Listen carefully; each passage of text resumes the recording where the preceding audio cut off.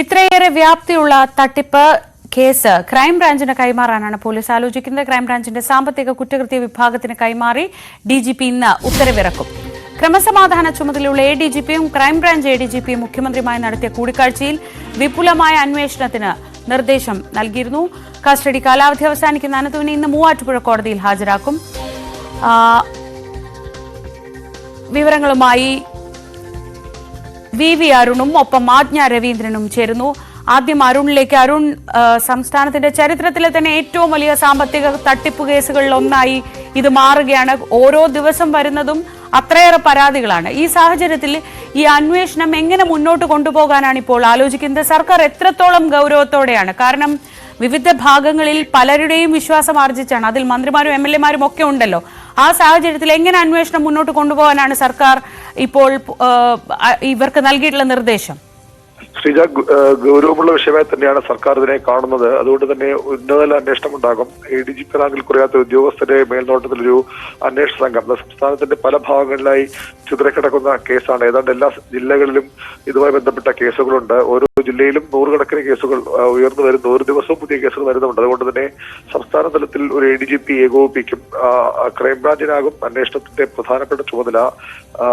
നേരത്തെ ഇതൊരു സാമ്പത്തിക കുറ്റാന്വേഷണ വിഭാഗത്തിന്റെ അന്വേഷണം മാത്രം മതിയെന്നൊരു നിർദ്ദേശമുണ്ടായിരുന്നു. പക്ഷെ അതിന് അങ്ങനെയല്ല, അതിനപ്പുറത്തേക്കുള്ള അന്വേഷണം ഉണ്ടാകും. ക്രൈംബ്രാഞ്ച് അന്വേഷണം ഏറ്റെടുക്കും.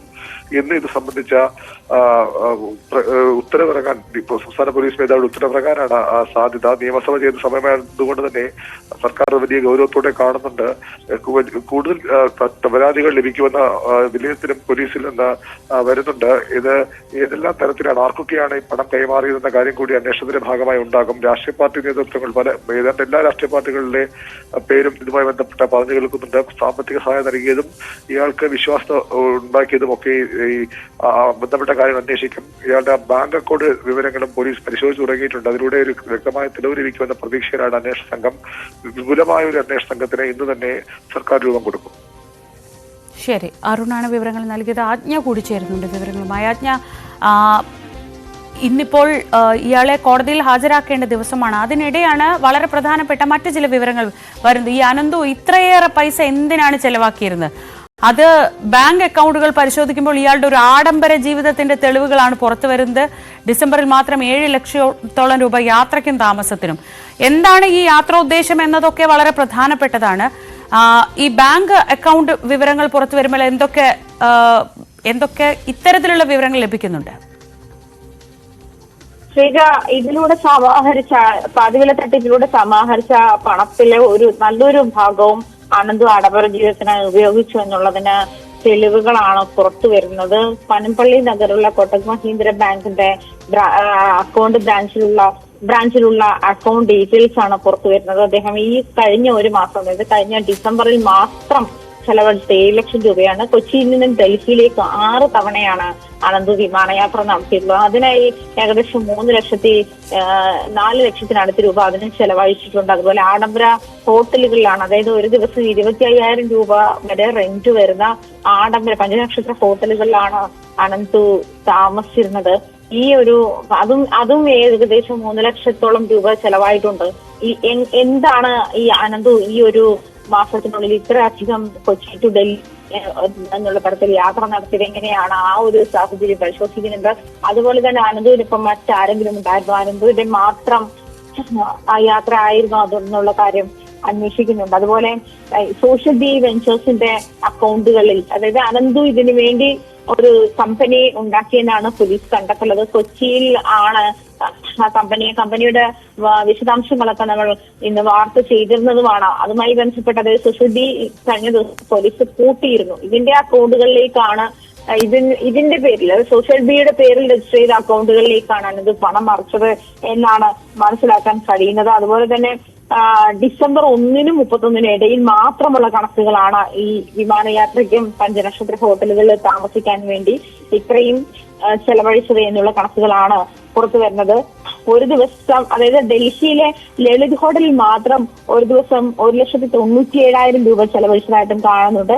അതുപോലെ ഡൽഹിയിൽ മാത്രമല്ല, കേരളത്തിലും 1-2 പഞ്ചനക്ഷത്ര ഹോട്ടലുകളിൽ 10,000 കണക്കിന് രൂപ ചെലവഴിച്ചതായിട്ട് കണ്ടെത്തിയിട്ടുണ്ട്.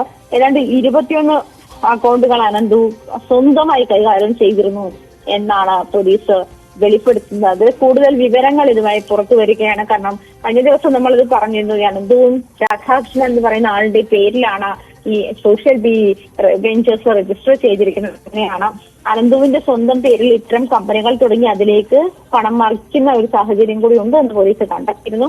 അത് മറ്റു ജില്ലകളിലും ഇതുവരെ കൊച്ചിയിൽ മാത്രമേ ഉള്ളൂ, അല്ലെങ്കിൽ സോഷ്യൽ ബി മാത്രമേ ഉള്ളൂ ഉള്ള കാര്യങ്ങളൊക്കെ പോലീസ് അന്വേഷിച്ചു വരികയാണ്. ഏതായാലും അനന്തുവിനെ ഇന്ന് ഹാജരാക്കും. കസ്റ്റഡി കാലാവധി ഇന്ന് കഴിയുന്ന മൂവാറ്റുപുഴ കോടതിയിൽ ഉച്ചയ്ക്ക് ശേഷം ഹാജരാക്കുമെന്നാണ് അറിയാൻ കഴിയുന്നത്. പക്ഷേ ഒരുപക്ഷെ അല്ല, ഈ ഇതുമായി ബന്ധപ്പെട്ട കാരണം കൂടുതൽ അന്വേഷണങ്ങൾ വേണ്ടിവരുന്ന ഒരു സാഹചര്യമുണ്ട്. കൂടുതൽ കേസുകൾ, കൂടുതൽ പരാതികൾ, കൂടുതൽ തെളിവുകളൊക്കെ അനന്തുവിനെതിരെ വന്നുകൊണ്ടിരിക്കുന്നുണ്ട്. ആ ഒരു സാഹചര്യത്തിൽ പോലീസിനെ കൂടുതൽ ചോദ്യം ചെയ്യേണ്ട ആവശ്യമുണ്ട്. ആ സാഹചര്യത്തിൽ അനന്തുവിനെ വീണ്ടും കസ്റ്റഡി കാലാവധി നീട്ടാൻ പോലീസ് അപേക്ഷ നൽകുന്നതാണ് മനസ്സിലാക്കാൻ കഴിയുന്നത്. ശ്രീജ, ആജ്ഞ രവീന്ദ്രനാണ് വിവരങ്ങൾ നൽകിയത് കൊച്ചിയിൽ നിന്ന്. ഇന്ന് അനന്തകൃഷ്ണ കൊച്ചിയിൽ എത്തിച്ച് തെളിവെടുക്കും. കൊച്ചിയിൽ ഓഫീസിലും ഫ്ളാറ്റിലും എത്തിച്ചായിരിക്കും തെളിവെടുക്കുക. ഇന്നലെ ആ തെളിവെടുപ്പ് നടത്തിയിരുന്നു. ഇന്ന് കോടതിയിൽ ഹാജരാക്കും. ഈ തട്ടിപ്പിലൂടെ അനന്തകൃഷ്ണൻ നേടിയ പണം എവിടെയൊക്കെയാണ് എത്തിയത്, ആരുടെയൊക്കെ കയ്യിൽ എത്തിയെന്നതാണ് ഇനി അറിയേണ്ട കാര്യം. ജീവകാരുണ്യ